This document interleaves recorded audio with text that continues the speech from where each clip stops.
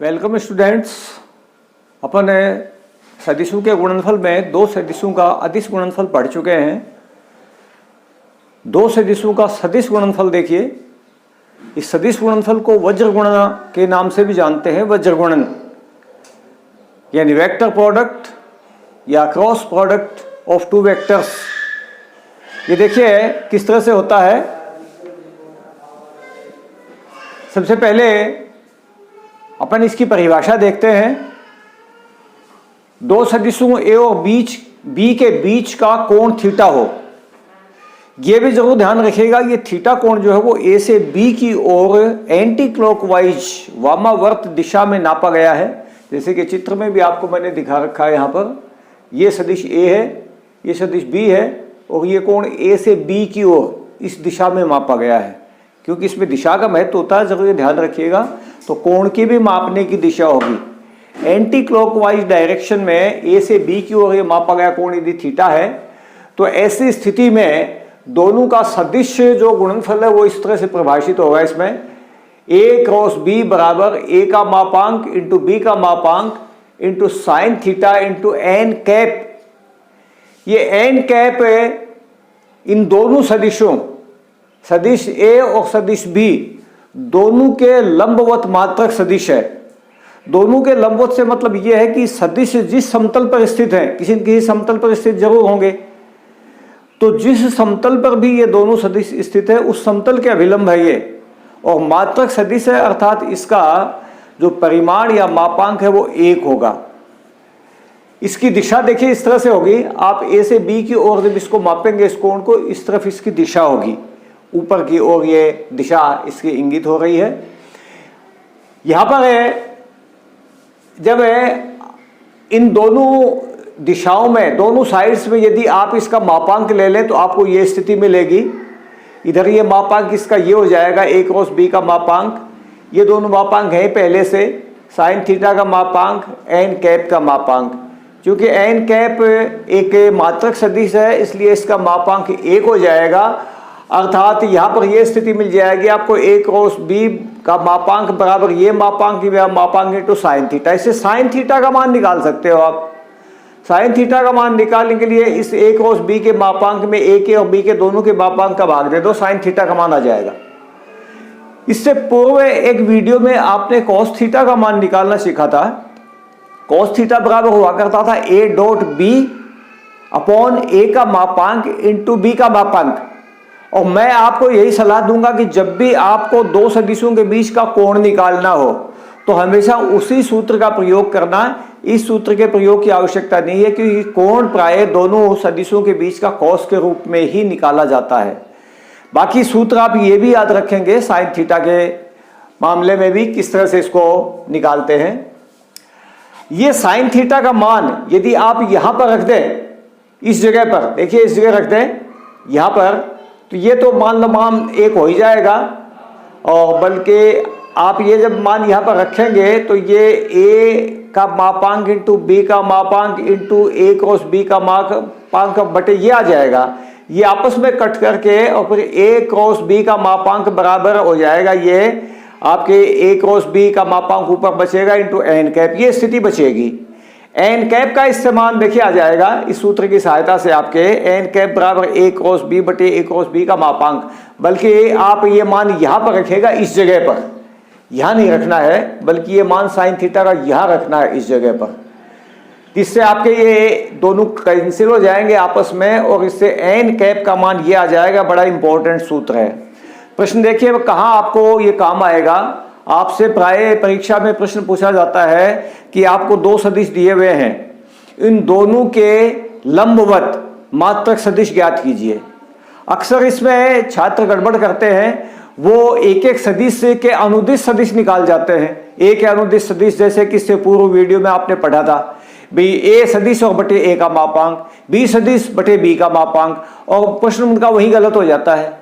ध्यान रखिएगा, दो सदिशों के लंबवत जब भी सदिश निकालना हो, दो सदिशों के लंबवत, तो हमेशा यह सूत्र काम में आएगा ए क्रॉस बी और बटे ए क्रॉस बी का मापांक। इसमें गलती नहीं करें, अन्यथा आपका प्रश्न वहीं पर गलत हो जाएगा। अब इसी सूत्र पर एक बार फिर से अपन आते हैं। अगर ये दोनों सदिश एक से हो जाए या समांतर हो जाए, समांतर हो जाएंगे तो बीच का कोण थीटा 0 हो जाएगा, और समान हो जाएंगे आपस में तो भी बीच का कोण थीटा हो जाएगा, ए क्रॉस ए, यानी ए और ए के बीच का कोण थीटा जो है वो 0। तो ये पद 0 हो जाएगा, तो ए क्रॉस ए का मान जो आप निकाल लेंगे तो ए क्रॉस ए का मान 0 आएगा। या यूं कह सकते हैं कि दो सदिशों का जो कि आपस में समांतर है उनका सदिश गुणनफल 0 होता है, और दो समान सदिशों का भी सदिश गुणनफल 0 होता है। दोनों तथ्य आप एक ही साथ याद रखेंगे, दो समान सदिशों का सदिश गुणनफल 0 होता है और दो समांतर सदिशों का भी सदिश गुणनफल 0 होता है। इस तथ्य का प्रयोग करके अपने जो निर्देशीय अक्ष है आई कैप जे कैप के कैप, इनके अनुदिश जो मात्रक सदिश होते हैं यानी एक्स अक्ष वाई अक्ष और जेड अक्ष के, इनके भी गुणनफल अपन देखेंगे इसका प्रयोग करके। इसके प्रयोग से देखिए आई क्रॉस आई ये दोनों समान सदिश हो गए, इसलिए इनका सदिश गुणनफल 0 होगा।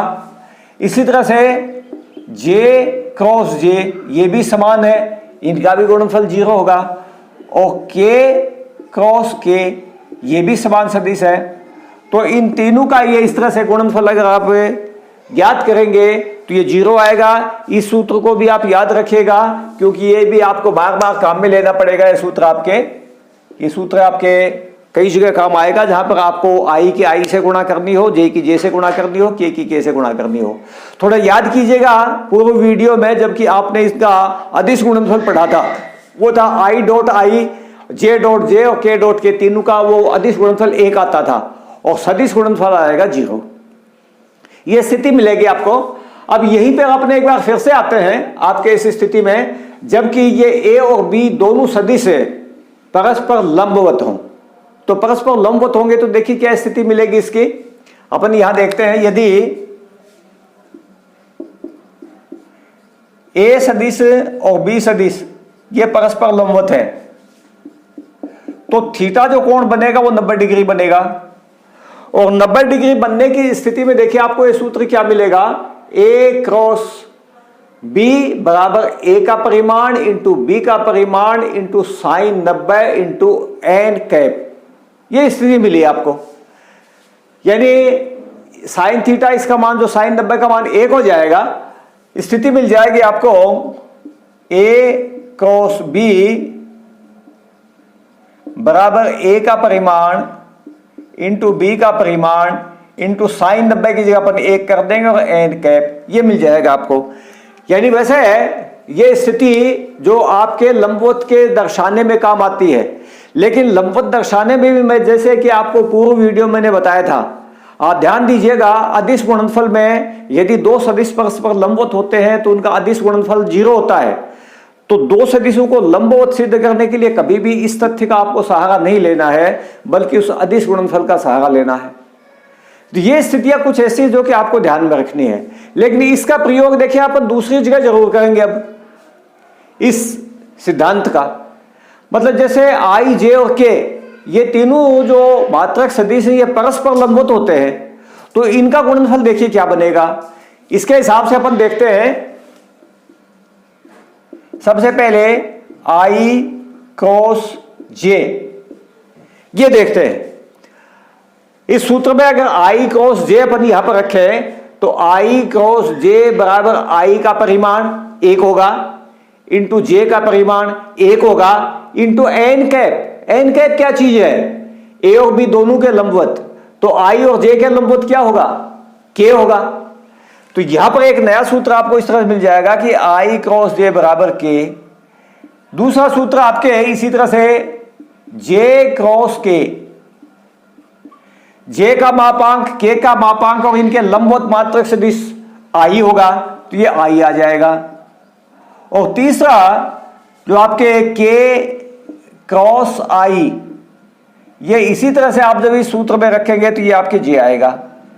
ये तीन सूत्र आपको इसके इस तरह से याद रखने हैं इनके रूप में। लेकिन एक बात का विशेष करके ध्यान भी रखना है, यहां पर आप अगर थोड़ा सा ध्यान दें तो देखिए आई जे के ये क्रम में लिए गए हैं, आई क्रॉस जे, जे क्रॉस के के क्रॉस आई, यानी एक चक्रीय क्रम है इस तरह से ये। तो यहां पर मान लो अपन एक चक्रीय क्रम बनाना चाहें इस तरह से, ये मान लीजिए आई है यहां पर, ये इधर मान लीजिए जे है, इधर मान लीजिए के है, तो ये क्रम है इसका इस तरह से, आई के साथ जे के साथ में के और के साथ में आई। अगर आप इनका क्रम चेंज कर देंगे तो देखिए ये रिजल्ट बदल जाएगा, क्योंकि वो रिजल्ट अपन यहां से देख सकते हैं जो परिभाषा में आपको बताया गया था। परिभाषा में कोण को ए से बी की ओर मापा गया है, अगर आप बी से ए को मापेंगे तो फिर ये परिणाम आपको जो मिला है ये नकारात्मक या नेगेटिव हो जाएगा, दूसरी साइड में हो जाएगा नेगेटिव। कैसे, आप इस बात को थोड़ा सा मैं आपको एक उदाहरण से वैसे समझा देता हूं, आपको थोड़ा सा एक पेच वाली स्थिति बता देता हूं मैं। जैसे कि मान लीजिए अपना ये एक समतल है, इस तरह से समतल, और इसमें दोनों सदिश खींचे हुए हैं। जैसे ये सदिश खींचा हुआ है ए और बी, मान लीजिए इस समतल में दोनों सदिश खींचे हुए हैं, और यहां पर है ये इस जगह पर जहां पर ये दोनों आपस में मिल रहे हैं, वहां पर मान लीजिए इस तरह से एक पेच रखा हुआ है, यू पेच रखा हुआ है, और ए से बी, ए सदिश मान लीजिए पहले, बी बाद में है। इधर से यूं अगर चलेंगे अपन, यूं अगर इस पेच को घुमाएंगे इस तरह से, तो जाहिर है कि ये पेच खुलेगा, ऊपर की तरफ जाएगा। तो ये दिशा है आपकी एन कैप की। जबकि अगर बी से ए अगर आप क्लॉकवाइज आओगे, इस दिशा में अगर आओगे क्लॉकवाइज, बी से ए की दिशा में, यानी यूं अगर घूमोगे क्लॉकवाइज इस साइड में, तो ये पेज फिर यूं घूमेगा, यूं घूमेगा तो नीचे की ओर जाएगा। उस स्थिति में ये दिशा आपकी, मैं आपको यहां एक चित्र से बता देता हूं कि इस तरह से बन जाएगी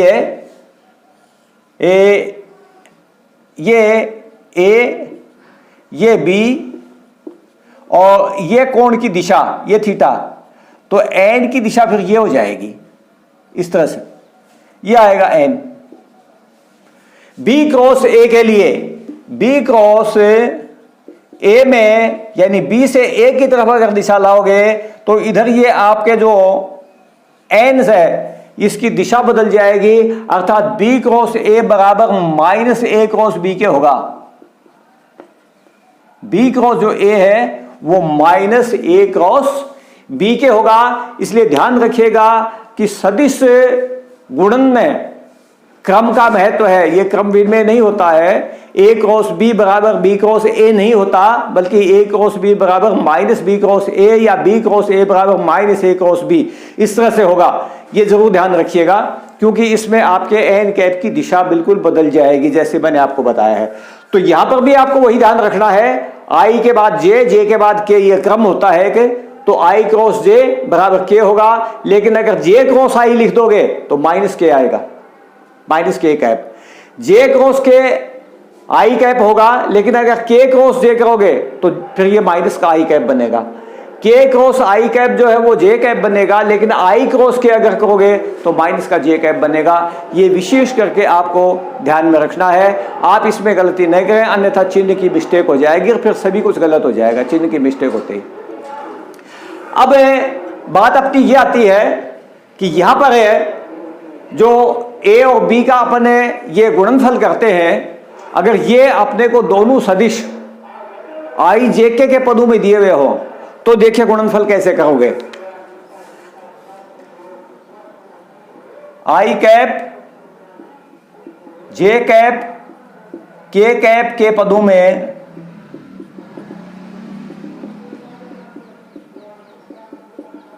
सदिशों का गुणनफल, सदिश गुणनफल देख रहे हैं। यदि सदिश ए मान लीजिए है A1 आई कैप प्लस B1 जे कैप प्लस C1 के कैप,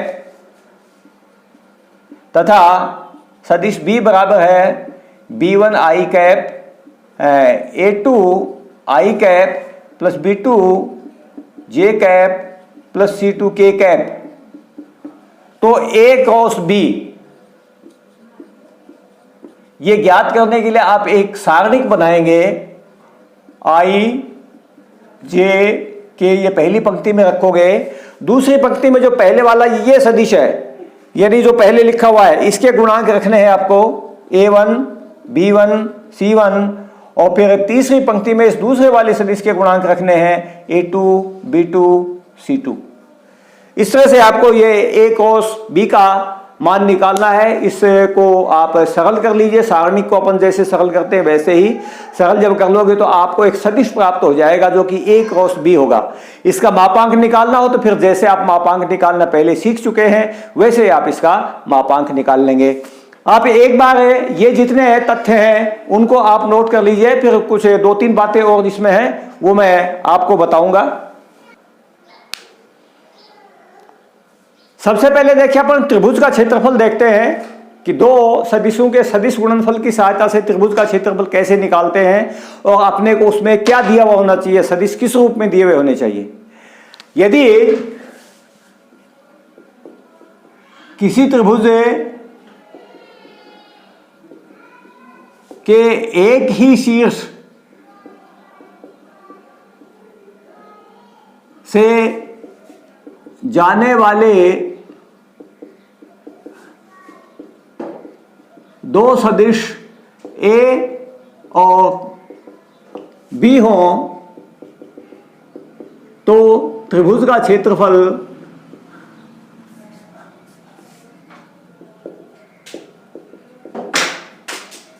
बराबर होगा 1/2 A क्रॉस B का मापांक।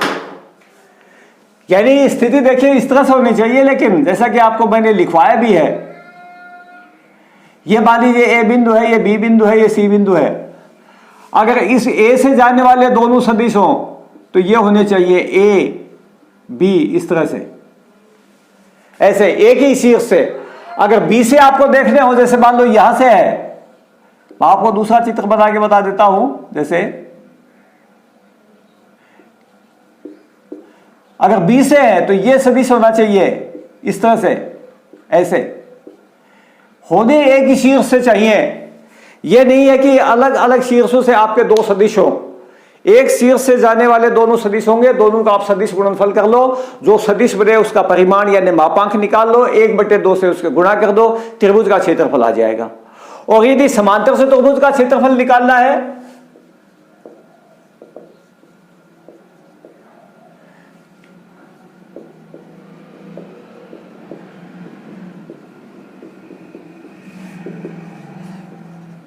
समांतर से त्रिभुज का क्षेत्रफल तो वो बराबर होगा इसके A क्रॉस B के। शर्त वही है कि इसमें भी आपकी जो दोनों भुजाएं हैं समांतर चतुर्भुज की वो एक ही शीर्ष से निकलती भी होनी चाहिए, इस तरह से, ये A सदिश और ये B सदिश। तो इस स्थिति में इस समांतर चतुर्भुज का क्षेत्रफल पड़ेगा A क्रॉस B, जो आप सदिश निकालते हैं उसका मापांक ले लीजिए, ये समांतर चतुर्भुज का आ जाएगा, इसमें 1/2 नहीं आएगा, बस ये ध्यान रखिएगा। तो ये दोनों क्षेत्रफल है ज्ञात करने भी आपके इसमें काम आएंगे। ये सूत्र तो आपके लगभग पूरे हो गए हैं, फिर भी कोई इसमें नई बात अगर किसी प्रश्न में आ जाएगी तो वो आपको बता दी जाएगी, आप उसको जरूर इसमें ध्यान दीजिएगा। अपने जो प्रश्नावली आपकी 10.4 है उसका क्वेश्चन सॉल्व करने जा रहे हैं। देखिए बुक अपने पास में रखिएगा, मैं क्वेश्चन नहीं लिख रहा हूं, आप वैसे नंबर डाल दूंगा क्वेश्चन के और उसमें जो भी बातें हैं वो सामने आपके लिखी जाएंगी। प्रश्न आप अपने बुक से मिलान कर लेना। जैसे पहले प्रश्न में आपको दो सदिश A और B दे रखे हैं और A क्रॉस B का मापांक निकालना है। तो इस क्वेश्चन नंबर 1 में A सदिश आपको दिया हुआ है I-7j और +7k, और B जो सदिश है वो दिया हुआ है 3i कैप -2j कैप और +2k कैप। आपको A क्रॉस B का मापांक निकालना है तो सबसे पहले आप A क्रॉस B निकालिए। जैसा कि भी आपको बताया था कि आप इसके लिए सारणिक बताओगे i j k के पदों में, अगर आपको दिया है तो पहली पंक्ति में i j k लिखिए, दूसरी पंक्ति में इस A के पहले जो सदिश A है इसके गुणांक 1 -7 7 ये लिखिए, और तीसरी में ये 3 -2 और 2 ये लिखिए। और सारणी के आपको सरल करना, जैसे कि आप अपने 4th चैप्टर में पढ़ चुके हैं पहले भी, मैं आपको एक बार फिर यहां बता देता हूं। अपन यहां इस पहली पंक्ति के अनुदेश इसका प्रसार करेंगे। तो सबसे पहले लिखेंगे जैसे आई आपने लिखा, इसके बाद में ये पंक्ति और ये स्तंभ छोड़ दोगे, इसका गुणनफल -14 और इसका गुणनफल भी -14 होगा। इस -14 में से -14 घटाओगे तो ये 0 हो जाएगा। इस तरह से ये तो 0 हो जाएगा, खैर बाद में सरल कर लेंगे। फिर आप जे लेंगे, इसके साथ में देखिए चिन्ह माइनस आएगा क्योंकि ये पहली पंक्ति और दूसरे स्तंभ में है विषम स्थिति, तो -j और इसके साथ में है गुणनफल में आप ये पंक्ति और ये स्तंभ छोड़ेंगे, ये 2 एकम 2 और -21, 2 -21 और प्लस के तीसरी स्थिति में आप ये स्तंभ और ये पंक्ति छोड़ेंगे, -2 प्लस 21 हो जाएगा, ये -2 और प्लस 21 इस तरह से हो जाएगा। इसको सरल कर लो, आई का पद तो खत्म हो जाएगा, ये माइनस का जो +19j हो जाएगा और इधर यह प्लस का 19j बनेगा, 19k।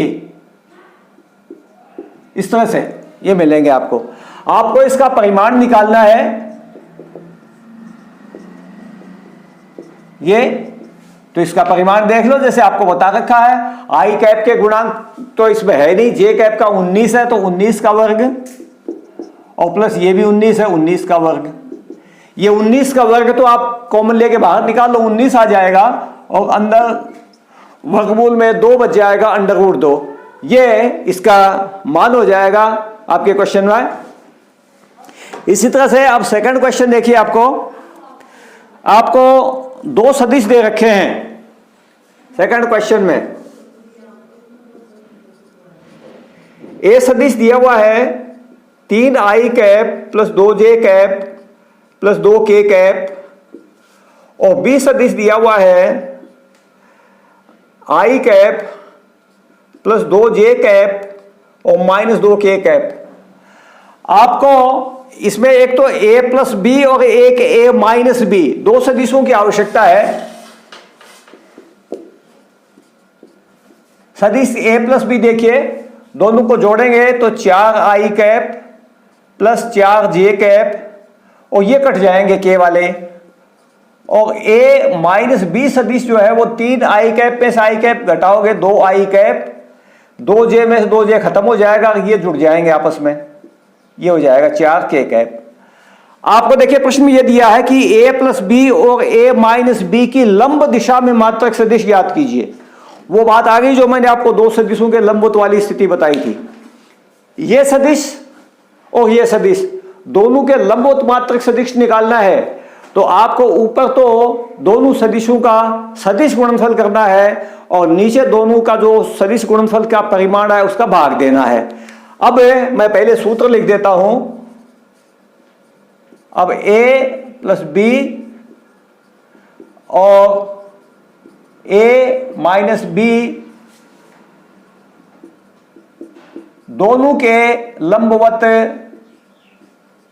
मात्रक सदिश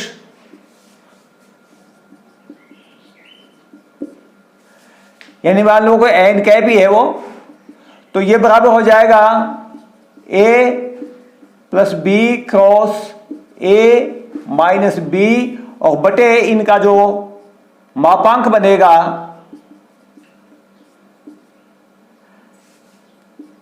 जो ऊपर सदिश आएगा उसका जो मापांक बनेगा उसका भाग देंगे आप इसमें। तो सबसे पहले आप देखिए ये मान निकालिए, यानी इन दोनों सदिशों का सदिश गुणनफल निकालिए। मैं सदिश गुणनफल निकाल रहा हूं, देखिए यहां पर a plus B cross a minus b, पहली पंक्ति में i cap, j cap, k cap, इसके गुणांक लिखिए 4 4 0 और इसके गुणांक में 2 0 4। सरल कीजिए, i के साथ में 16 आएगा, 16 i कैप, माइनस j के साथ देखिएगा, ये इसको सरल करेंगे तो माइनस j के साथ में ये छोड़ देंगे, ये छोड़ देंगे और ये 4 चौक 16 ये आएगा, 4 चौक 16 और माइनस फिर ये हो जाएगा 0, 16 माइनस 0 16 बनेगा, -16 j कैप और k के साथ में आप ये स्तंभ और ये पंक्ति छोड़ देंगे तो ये 0 और -8 बनेगा, ये स्थिति आएगी। इसका परिमाण भी साथ के साथ निकाल लो।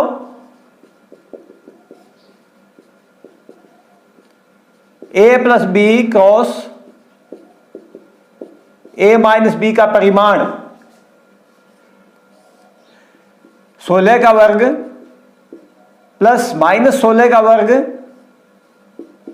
प्लस माइनस 8 का वर्ग। यहां से आप कुछ चाहे तो पहले इनको सरल करके कॉमन ले लेना या बाद में कॉमन ले लेना, जैसे कि यहां 8 इंटू 8 आएगा, 16 इंटू 16 आएगा, 16 इंटू 16 आएगा। तो 8 इंटू 8 तो आप कॉमन ले ही सकते हो सभी में, वर्गमूल आ जाएगा बाहर 8 और अंदर देखिए क्या बचेगा। यहां 16 इंटू 16 है तो 2 इंटू 2 4 बचेगा, यहां भी 4 बचेगा और यहां 1 बचेगा। तो 4 4 8 1 9 ये हो जाएगा, 9 का वर्गमूल 3 आ जाएगा, 8 इंटू 3 बराबर 24 हो जाएगा। ये आपके वो सदिश आ गया ये मान और ये मापांक ये आ गया। अतः एन कैप बराबर 16 आई कैप माइनस 16 जे कैप माइनस 8 के कैप और बटे में 24। ये कुछ संख्याएं कट जाएंगी, इनको काट लो। जैसे कि ये 16 बटे 24 हो जाएगा 2 बटे 3 आई कैप, ये 2 बटे 3 जे कैप और ये माइनस 1 बटे 3 के कैप। ये इसका उत्तर हो जाएगा। आप इन दोनों क्वेश्चंस को नोट कर लीजिए। क्वेश्चन नंबर 3 में देखिए एक मात्रक सदिश ए दे रखा है।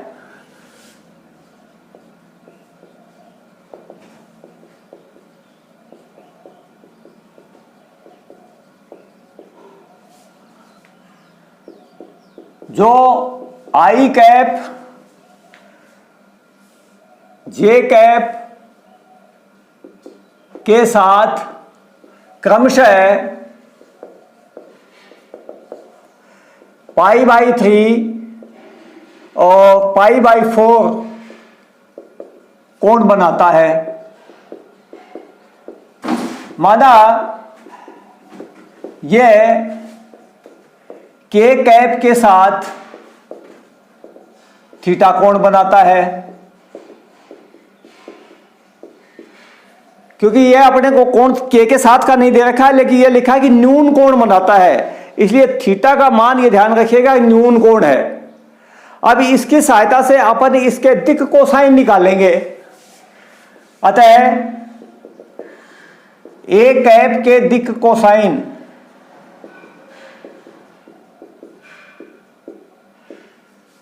आई कैप के साथ में π/3 है cos π/3, जे कैप के साथ π/4 है cos π/4 और यहां पर यह cos थीटा।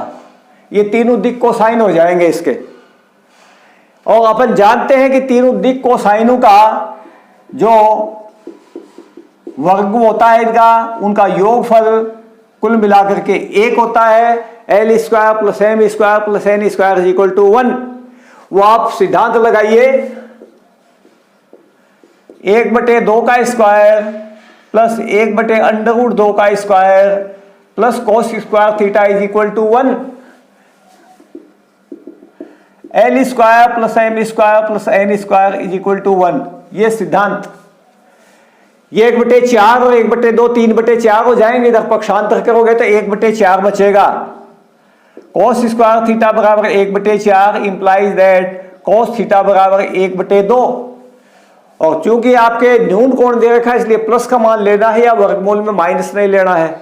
ये जरूर देख लेना प्रश्न में, अगर वो अधिक कोण लिखा हुआ हो तो आपको माइनस लेना है, प्लस नहीं लेना है। यहां पर ये आ गया जिससे थीटा का मान आ जाएगा थीटा = π/3। अतः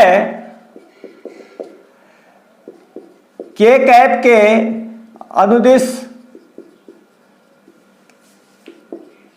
दिक् कोसाइन बराबर cos π/3 यानी 1/2 होगा। अब ये तीनों दिक् कोसाइन अपने को ज्ञात हो गए हैं। ये सदिश देखिए क्या बनेगा। सदिश बनेगा आपके पहला दिक् कोसाइन 1/2 है, 1/2 आई कैप 1/√2 जे कैप और प्लस 1/2 के कैप। ये अदिश इसके गुणांक होंगे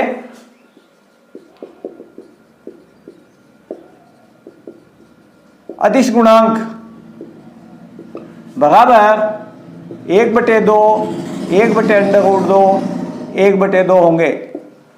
और सदिश पूछे हो घटक बल्कि गुणांक नहीं, अदिश घटक शब्द है ये, अदिश घटक। सदिश घटक पूछे हो तो आई कैप जे कैप के कैप इनके साथ साथ लग जाएंगे, वो सदिश घटक हो जाएंगे। इस तरह से आप ये इसके घटक निकाल सकते हैं। और नेक्स्ट क्वेश्चन में आपको एक मान निकालना है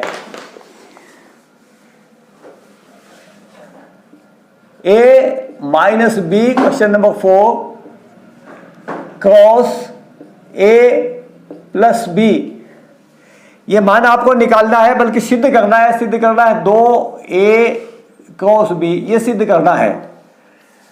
तो इसमें आपके लेफ्ट हैंड साइड लेके चलोगे आप, a minus b cross a plus b बराबर, जैसे गुणा करते हो वैसे गुणा कर जाओ वितरण के हिसाब से। पहले a क्रॉस ये आ जाएगा, a cross a plus b, और फिर माइनस का चिन्ह है तो minus b cross a plus b, इस तरह से।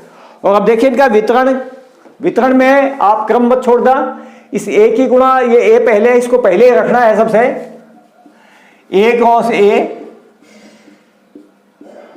प्लस a क्रॉस b minus b cross a और माइनस b क्रॉस b। ये गुणनफल तो 0 हो जाएगा, जैसा आप पढ़ चुके हैं समान सदिशों का सदिश गुणनफल 0 होता है। तो ये 0 और ये 0, और इसकी आप दिशा बदल लो गुणा की, a क्रॉस b तो प्लस चिन्ह हो जाएगा a क्रॉस b। यहां दिखा दे रहा कि समान सदिशों का सदिश गुणनफल बराबर 0 तथा b क्रॉस a बराबर माइनस a क्रॉस b। ये दोनों जुड़ जाएंगे, 2 इंटू a क्रॉस b आ जाएगा। इस तरह से ये आपके राइट हैंड साइड सिद्ध हो जाएगी। ये परिणाम आप इसका नोट कर लीजिए। और एक क्वेश्चन और साथ ही देखिए, आपको एक रिजल्ट दिया हुआ है, ये इस तरह से है, 2i cap plus 6j cap plus 27k cap cross i cap plus lambda j cap plus mu k cap बराबर 0 दे रखा है आपको, और लैम्डा और म्यू के मान निकालने हैं। तो बाईं तरफ देखिए, एक तरीका तो यह है कि आप बाईं तरफ इसका सारणिक बना लो, i cap j cap k cap, इसमें गुणांक 2 6 27 और ये गुणांक 1 लैम्डा और म्यू बराबर 0। आगे दाईं तरफ 0 है, इसको सरल कीजिए बाईं तरफ है, आई के साथ में आ जाएंगे 6 mu minus 27 lambda, 6 mu minus 27 lambda into I cap, minus J के साथ में आएंगे 2 mu minus 27, 2 mu minus 27 J, और फिर प्लस के साथ में आएंगे 2 लैम्डा माइनस 6 और बराबर 0। अब चूंकि दाईं तरफ तो 0 है और बाईं तरफ ये इस तरह से सदिश आ गए, ये तभी संभव है जबकि ये तीनों 0 हो जाएं। अतः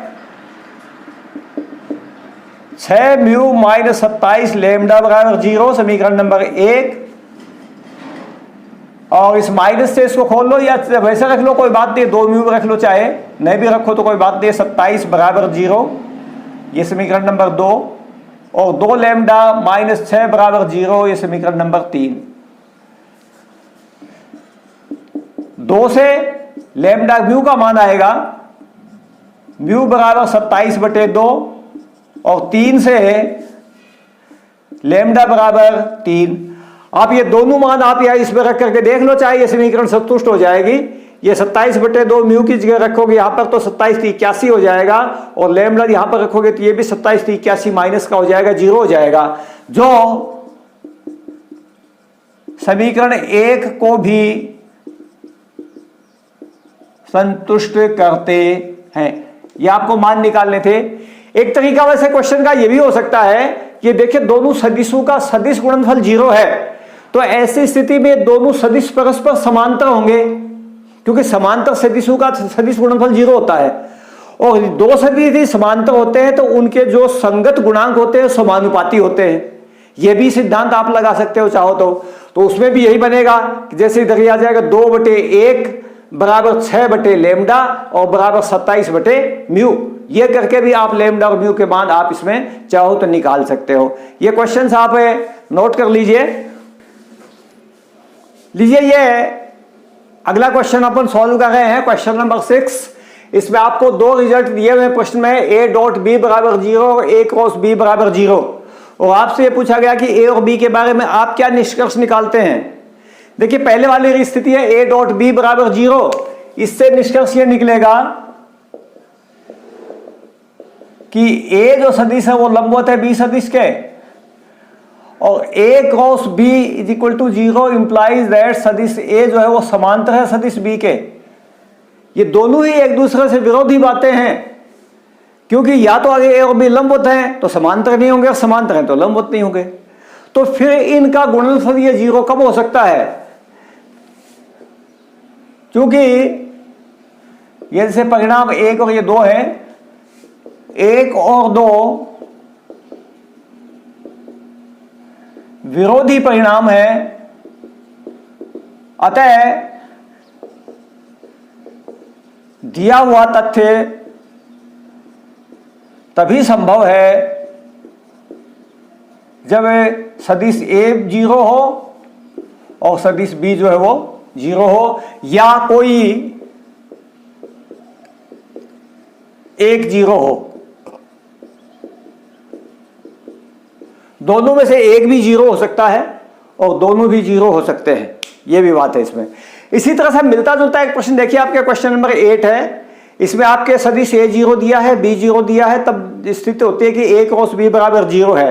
तो क्या विलोम सत्य है? विलोम सत्य से मतलब है कि यदि a क्रॉस b बराबर 0 हो तो क्या a और b का 0 होना जरूरी है? इसको आपको एक उदाहरण लेकर के सिद्ध करना है। प्रश्न में दिया कि उदाहरण दे करके आप बताइए। उदाहरण देखिए, अपन ले रहे हैं कि माना सदिश a अपन ले लिया i plus j plus k, ये सदिश ले लिया, और b सदिश मान लीजिए अपन ने ले लिया 2i cap plus 2j cap और प्लस 2k कैप, ये सदिश ले लिए मान लो अपन ने। अब यहां a क्रॉस b बराबर अपन देखते हैं i cap j cap k cap 1 1 1 2 2 2। आप इस पंक्ति में से 2 कॉमन निकाल लो, i cap j cap k cap 1 1 1 1 1 1। और स्पष्ट रूप से ये 0 है क्योंकि 2 पंक्तियां इसकी एक सी हैं जो कि बराबर 0 है। अब यहां पर आप देखिए, यहां a क्रॉस b बराबर 0, परंतु न तो a इज इक्वल टू 0 है और न b इज इक्वल टू 0 है। तो विलोम जो है ना वो सत्य होना जरूरी नहीं है। a क्रॉस b 0 हो तो a और b का 0 होना जरूरी नहीं है। ना तो एक 0 है यहाँ पर, न b 0 है, फिर भी दोनों का सदिश गुणनफल 0 है, क्योंकि यह स्थिति तब मिलती है जब दोनों सदिश समांतर होते हैं, और ये दोनों सदिश समांतर लिए हैं अपन ने, इसलिए इनका सदिश गुणनफल 0 आया है, ये शून्य सदिश नहीं है। चलिए एक क्वेश्चन है आपके, और इसमें अभी बीच में है क्वेश्चन नंबर 7।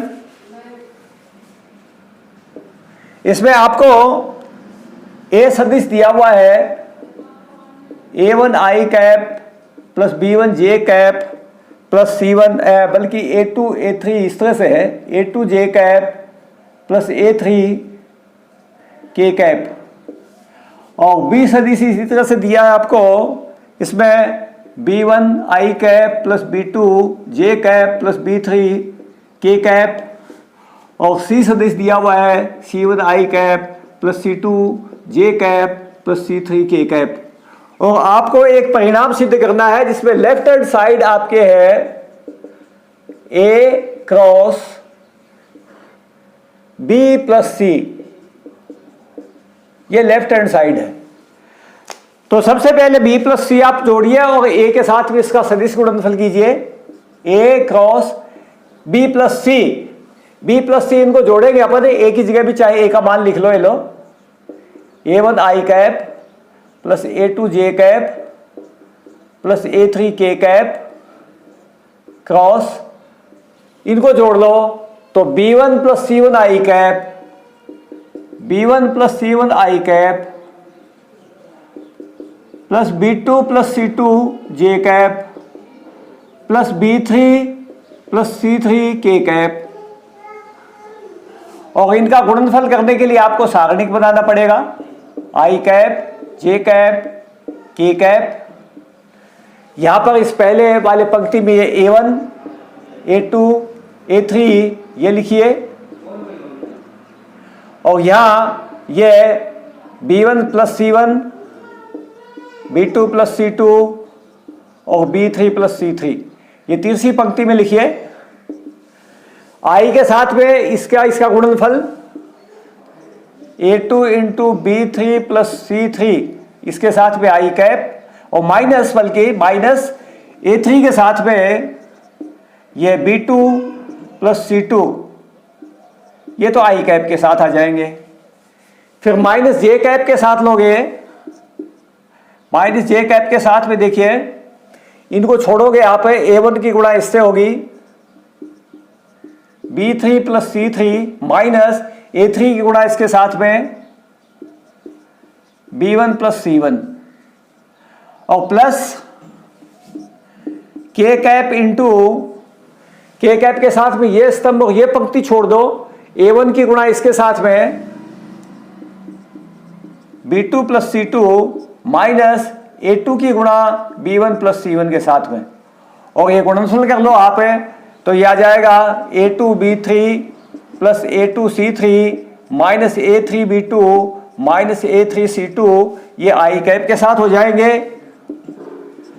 और J कैप के साथ में A1 B3 plus A1 C3 minus A3 B1 minus A3 C1, ये J कैप के साथ हो जाएंगे।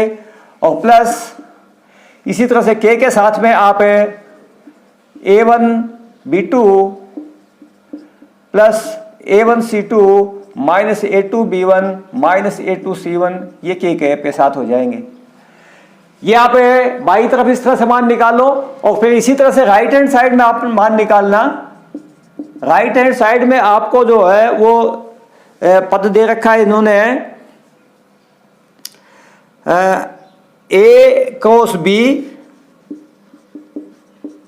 और प्लस A क्रॉस C, ये दे रखे हैं।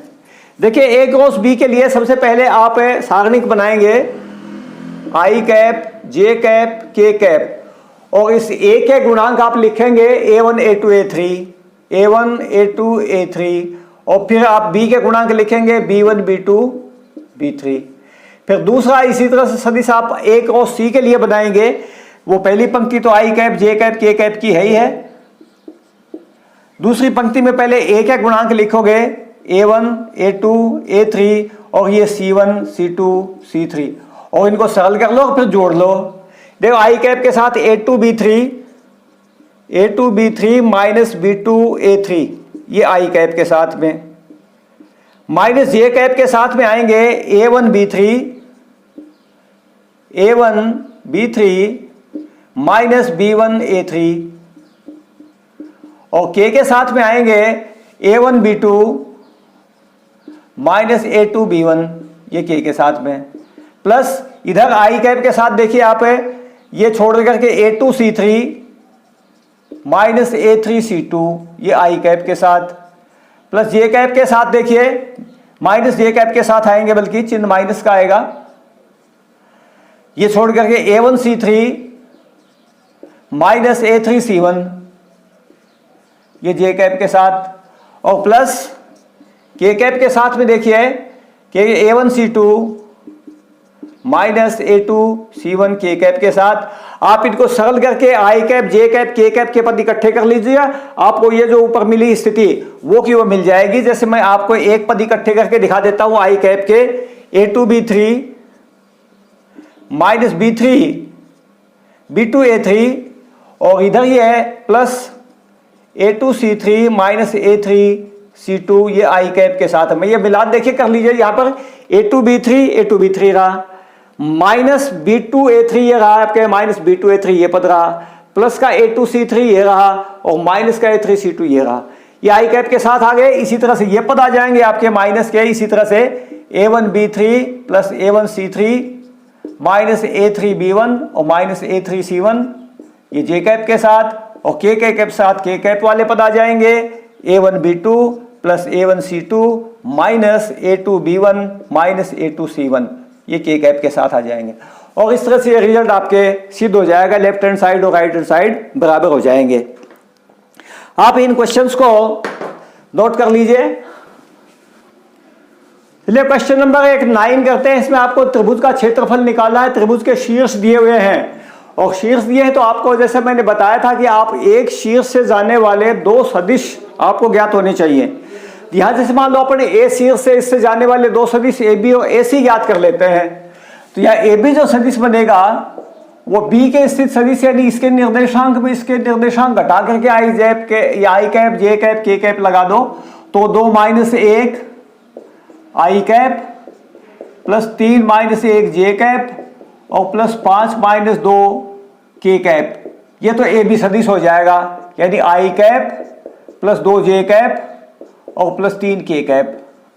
और जो ए सी सदिश है, ध्यान रखिएगा एक ही शीर्ष से सदिश होने चाहिए सारे, तो सी वाले में से ए वाले घटाना, 1 माइनस 1 आई कैप प्लस 5 माइनस 1 जे कैप प्लस 5 माइनस 2 के कैप, यानी ये हो जाएगा, ये खत्म हो जाएगा, और ये 4 जे कैप और प्लस 3 के कैप ही आ जाएगा।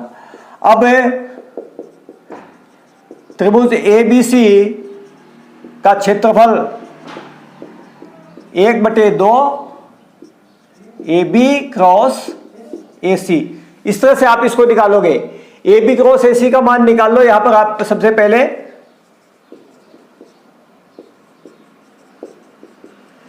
देखिए क्या आएगा, आई कैप, जे कैप, के कैप, और इसमें 1 2 3 और इसके गुणांक है 0 4 3। सदिश बन जाएगा 3 दूनी 6 माइनस 12 माइनस 6 आई कैप, माइनस जे के साथ में 3 माइनस 0 3 ही रहेगा, और के कैप के साथ 4 माइनस 0 4 ही रहेगा। इसका परिमाण निकाल लो।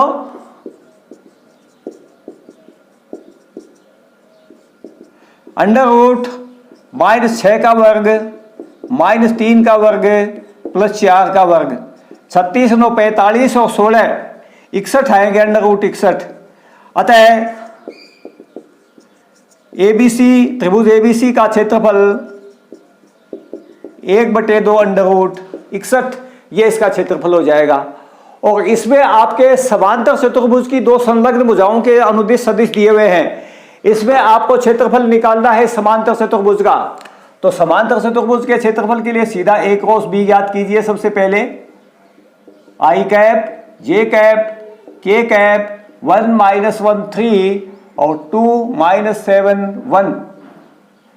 देखो क्या आएगा इसमें, आई के साथ में माइनस 1 माइनस माइनस 21 प्लस 21 हो जाएगा, 21 माइनस 1 20 बनेगा, 20 आई कैप, माइनस जे के साथ देखिएगा 1 माइनस 6 माइनस 5 बनेगा, तो जो कि प्लस 5 हो जाएगा, और के के साथ में माइनस 7 प्लस 2 माइनस 5 बचेगा।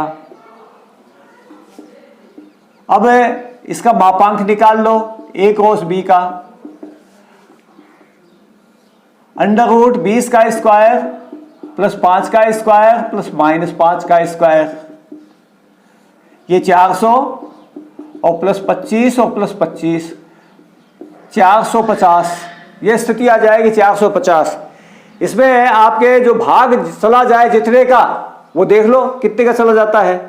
जैसे 225 इंटू 2 450 होते हैं, तो 225 का वर्गमूल आ जाएगा 15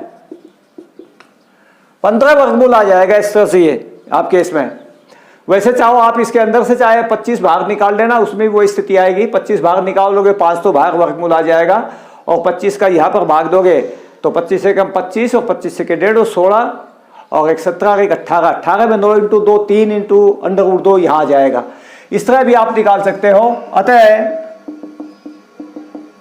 समांतर चतुर्भुज का क्षेत्रफल बराबर 15 √2 वर्ग इकाई, ये इसका क्षेत्रफल हो जाएगा। दोनों क्वेश्चंस आप नोट कर लीजिए। इसमें एक क्वेश्चन नंबर 11,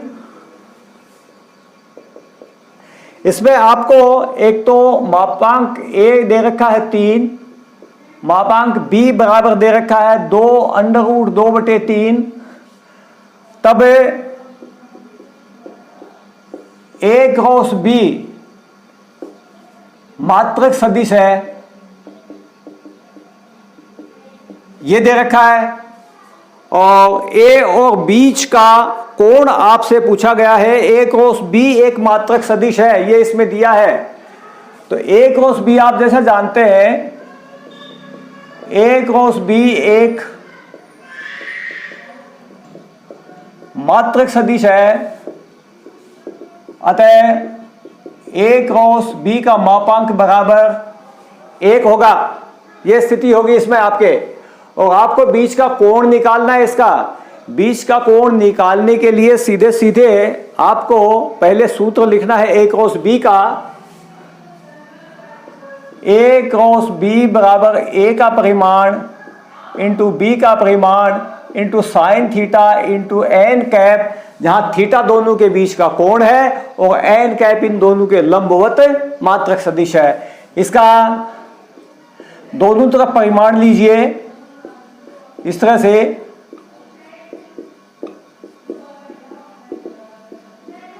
और ये एन कैप ये भी 1 हो जाएगा, क्योंकि मात्रक सदिश का परिमाण जो है वो 1 होता है, ये 1 हो जाएगा। साइन थीटा का मान निकाल लो।